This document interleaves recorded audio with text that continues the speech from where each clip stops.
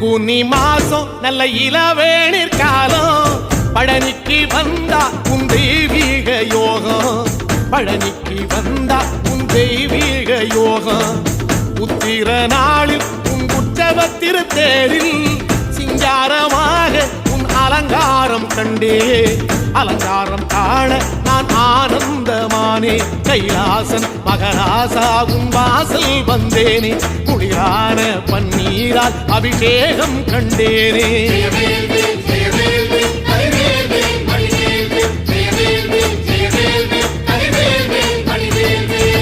தென்பழனி தேடி உன் தென்பழனி தேடி